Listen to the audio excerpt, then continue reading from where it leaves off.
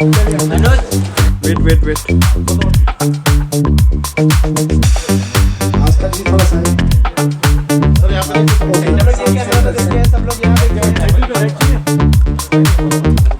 Smile please. जोरदार तालियां हो जाए हमारे अन्नदाता जी।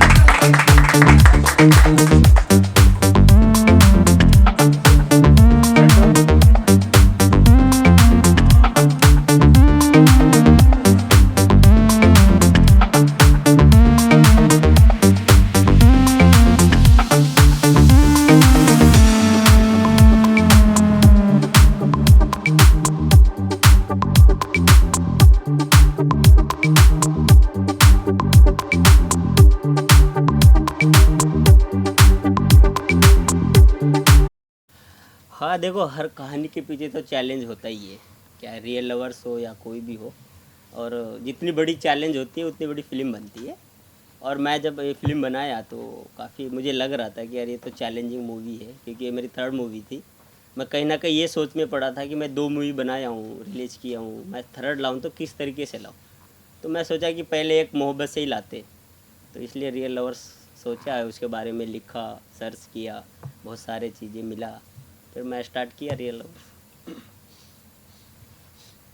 मैम आप बताइए अपने किरदार के बारे में और कैसा एक्सपीरियंस रहा अंबादास जी के साथ। इस मूवी में मेरा किरदार राधिका का रोल है। बहुत ही अच्छी सीधी सादी लड़की का रोल है। और अंबादास जी ने जो सेट पे जो सब सेट पे उन्होंने जैसे कि सब हैंडल किया है, उनका एक्टिंग, डायरेक्शन सब उन्होंने ही किया है। तो उनका काम देख के मुझे बहुत ही अच्छा लगा, क्योंकि उन्होंने सब हैंडल किया है, सब काम, और एक्टिंग भी बहुत अच्छे से की है। और उनके उनके साथ काम करके भी मुझे बहुत अच्छा लगा, एकदम इजीली, मतलब जहाँ जब है जो सेट पे सब अच्छे से टीम मेंबर जैसे अपना काम कर रहे हैं। और बहुत ही अच्छा किरदार था और अच्छा किया है हमने सब मिल के। सर आप बताइए कैसा एक्सपीरियंस रहा पूरी टीम के साथ काम करने का। मेरा तो बहुत अच्छा रहा है ना। जब आप इतना बहुत कुछ कर लेते हैं, थोड़ा बहुत काम मैंने भी किया है, तो जब आप किसी नए के साथ काम करते हैं तो बस सोचना पड़ता है कि यार कैसा है, क्या होगा क्या नहीं होगा। ठीक है, लेकिन जब अम्बा से मिला तो मुझे ये पता नहीं था कि मुझे ये मालूम था ये एक्टर हैं, राइटर हैं, डायरेक्टर हैं, ये मुझे मालूम नहीं था। जब मैं वहाँ पहुँचा हूँ तब मुझे पता चला। तो तब ये एक सिनेमा को लेकर जो जुनून होता ना लोगों के अंदर, वो इनके अंदर है।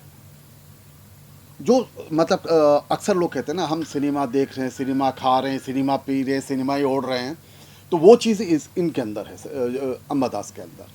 तो वो चीज़ कहीं ना कहीं मुझे उसने आकर्षित किया उस चीज़ को काम करने के लिए। बहुत क्लियर आदमी, सेट पे क्या चाहिए, कितना चाहिए, है ना। तो कहीं से भी कोई कन्फ्यूजन नहीं था इसके अंदर। जबकि फिल्म का राइटर है, डायरेक्टर है, एक्टर है, 3 चीज़ें हैं, है ना। और इतनी सारी यूनिट को हैंडल करना है, सारी चीज़ करनी है, लेकिन कहीं से भी इनके अंदर कोई कन्फ्यूजन नहीं था कि मुझे क्या नहीं करना है। इन्हें मालूम था मुझे क्या करना है। तो मस्त रहा, बढ़िया एक्सपीरियंस रहा। तो होता क्या है ना, आजकल जितने भी ये जो जनरेशन है, यंग लोग हैं, ये बहुत टैलेंटेड हैं, बहुत अच्छे हैं, पढ़े लिखे हैं, समझ, सिनेमा की समझ है, मेन चीज़ ये है।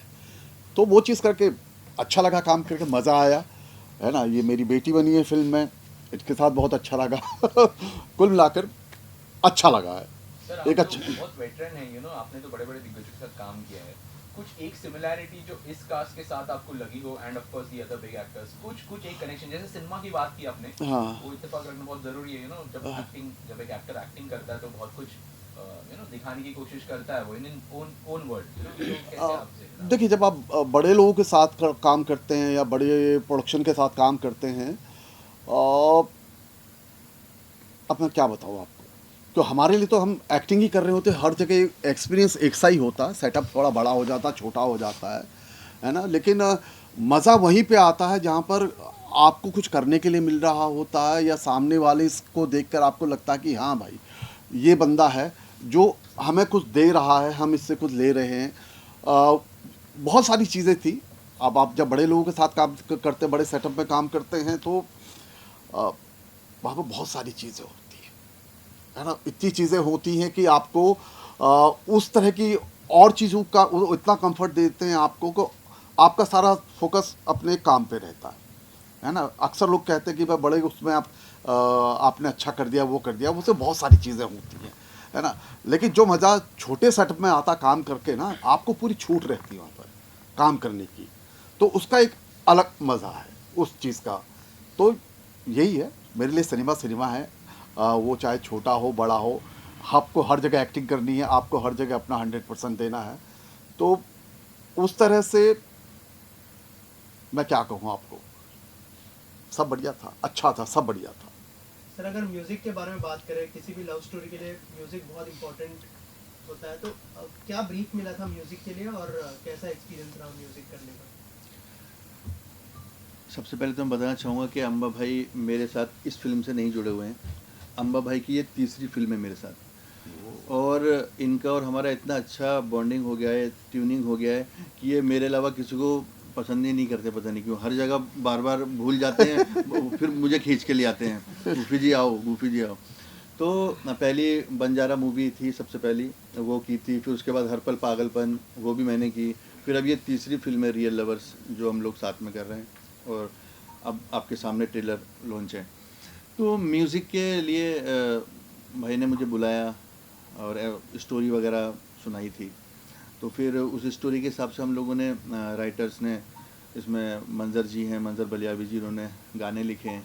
फिर मैंने ट्यून किया, ट्यून करके इनको सुनाया, तो इनको पसंद आया। कंपोज करने के बाद पसंद आया, फिर हमने उस पर वर्क किया। तो इसमें हमारे 4 सॉन्ग्स हैं, जिसमें एक सेवालाल महाराज जी के ऊपर गाना है। वो करने में मुझे थोड़ा सा मेहनत ज़्यादा लगी वो गाना करने के लिए, क्योंकि वो मेरे लिए भी थोड़ा सा नया था। क्योंकि मैं उससे पहले मतलब महाराज जी के बारे में इतना नहीं जानता था, तो मुझे जानने का मौका मिला। मैंने गूगल से और वहाँ से निकाल के महाराज के बारे में पढ़ा, सेवालाल जी के बारे में पढ़ा।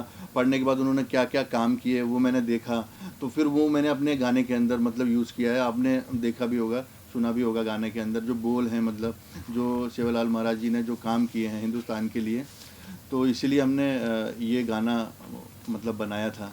तो वो चैलेंजिंग था थोड़ा सा। बाकी तो देखिए हर फिल्म में रोमांटिक, सैड और इस तरीके के गाने होते हैं, वो जल्दी से चीज़ें हो जाती हैं। लेकिन किसी के ऊपर मतलब गाना करना, बायोपिक करना जो होता है, वो थोड़ा सा टफ होता है।